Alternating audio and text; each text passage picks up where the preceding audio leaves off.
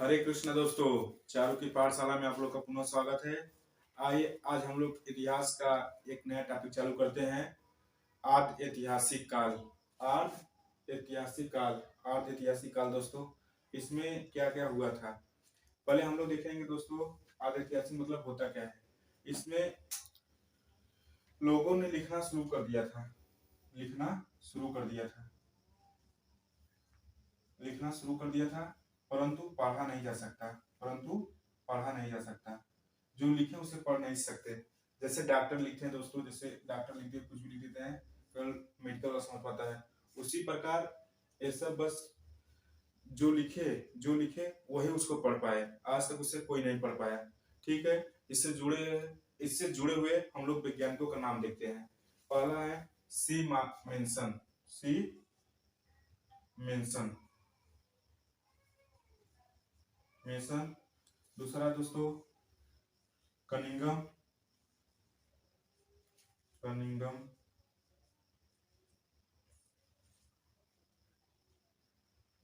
तीसरा मार्शल। चौथा शाहनी।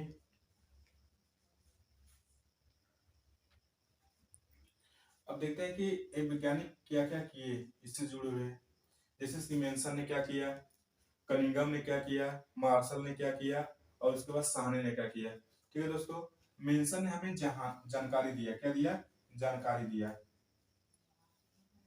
जानकारी। मेंशन हमें क्या दिए, जानकारी दिए। मेंशन से हम लोग के दोस्तों मैसेंजर याद कर लेंगे। मेंशन से मैसेंजर। मैसेंजर में क्या होता है, सूचना देने वाला या जानकारी देने वाला। फिर उसके बाद कनिंगम क्या किया, कनिंगम नामकरण किए इसके। कनिंगम नामकरण किए। कनिंगम नामकरण किए। उसके बाद मार्शल इसके जनक माने जाते हैं। मार्शल जनक माने जाते हैं। और साहनी जी ने खुदाई करवाया। खुदाई करवाया। हमने दोस्तों देखा कि मेल्सन ने जानकारी दिया। ठीक। उसके बाद कनिंगम ने नामकरण किया। और दोस्तों उसके बाद मार्शल क्या कहता है, जनक कहा जाता है। और साहनी ने खुदाई किया। जब ये सब खुदाई कर रहे थे, जैसे कि जनक मार्शल साहब ने देख लिया, खोज लिया उसको, इसीलिए जनक कहते हैं। जब उन्होंने देखा कि कुछ कुछ दिखाई दे रहा है, जैसे हम लोग का कभी कभी जैसे ने होता है, ने की तरह दिखाई देता है, बहुत जगह तक ने के जैसा दिखाई दिया। तो इन्होंने क्या कहा कि मार्शल ने साहनी से कहा कि अब जाकर इसके खुदैया कराइए कि क्या कहाँ तक पाया जाता है, क्या क्या। ठीक। अब हम लोग देखा कि सी मेंशन क्या है, जानकारी दिए। उसके बाद कनिंगम साहब ने नामकरण किया। मार्शल ने मार्शल को जनक कहते हैं। साहनी ने खुदाई कराया। ठीक दोस्तों, आइए हम लोग देखते हैं कि इसका आकार कैसा था।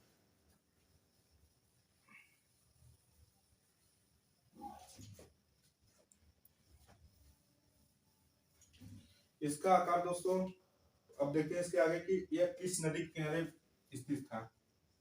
स्थित है। नदी का क्या नाम है दोस्तों, सिंधु। किस नदी की स्थित है, अधिकतर नगर कहाँ स्थित है, सिंधु नदी के किनारे। ठीक। और छठा क्या है दोस्तों, छठा है आप लोग का कैसी सभ्यता है। शहरी है ग्रामीण। शहरी सभ्यता। कैसी सभ्यता है, शहरी। कैसी सभ्यता है, शहरी। ठीक। जैसे हम लोग जब पढ़ रहे थे नौ पसार काल, पूरा पसार काल पढ़ेंगे तो उसमें क्या दिया है, ग्रामीण सभ्यता थी। उसके बाद आदि ऐतिहासिक कैसी सभ्यता थी, शहरी सभ्यता थी। इसके मकान कैसे बने थे दोस्तों, ईंट के बने थे। कैसे बने थे, मकान कैसे बने थे, ईंट के बने थे। मकान ईंट के बने थे। किससे बने थे, ईंट से बने थे। ये अक्सर करके दोस्तों पूछता है कि मकान कैसे बने थे, ईंट के बने थे। और कैसी सभ्यता थी, शहरी सभ्यता थी। और सिंधु की नदी किस नदी के किनारे बसे थे, सिंधु नदी किनारे बसे थे। ठीक है दोस्तों, आइए हम लोग देखते हैं इसका आकार कैसा है। इसका आकार दोस्तों त्रिभुजाकार है। कैसा है, त्रिभुजाकार। त्रिभुजाकार। ठीक। अब आप लोग से क्वेश्चन, कितना इसका एरिया है? 13 लाख। कितना है? 13 लाख। एरिया है 13 लाख। पूछेगा सबसे ऊपर कौन है? सबसे ऊपर कौन है? मांडा। सबसे ऊपर कौन है? मांडा। सबसे ऊपर क्या है? मांडा है। या सबसे उत्तरी में कौन स्थित है? मांडा। सबसे दक्षिण में दाइमाबाद। दाइमाबाद। ठीक दोस्तों। अब पूछेगा सबसे पूरब में कौन स्थित है? आलमगीरपुर। आलमगीरपुर। ठीक। और सबसे पूर्व पश्चिम में कौन सा स्थित है? सूत कांगे डोर। कौन सी दोस्तों? सूत कांगे डोर। हम लोग देखा दोस्तों, इसका आकार कैसा था? त्रिभुजाकार है। कैसा आकार है? त्रिभुजाकार है। कितना क्षेत्रफल है? 13 लाख। अब सबसे उत्तर में कौन है? मांडा। सबसे दक्षिण में दाइमाबाद। सबसे पूर्व में कौन है? आलमगीर। सबसे पश्चिम में कौन है? सूत कांगे डोर। इसके लिए ट्रिक है दोस्तों, देखते हैं हम लोग ट्रिक क्या है। सम बराबर ऐड। ऐड को इंग्लिश में क्या पढ़ते हैं दोस्तों? ऐड को हिंदी में सम, सम को इंग्लिश में ऐड पढ़ते हैं। ठीक। सम माने दोस्तों सूत कांगे डोर। सम माने सूत कांगे डोर। स से सूत कांगे डोर। उसके बाद म से मांडा। ए से आलमगीरपुर। डी से दाइमाबाद। दाइमाबाद। ठीक। इस सूत्र से आप लोग याद कर सकते हैं, सम बराबर ऐड। ऐड माने सम, सम माने ऐड। ठीक दोस्तों, सम बराबर ऐड। आइए दोस्तों हम देखते हैं कि यह जो नगर है वह किस नदी के किनारे स्थित है। यह नगर जो है, मांडा हो गया, आलमगीर हो गया, दाइमाबाद हो गया, आपका सूत कांगे डोर हो गया, यह किस नदी के किनारे स्थित है?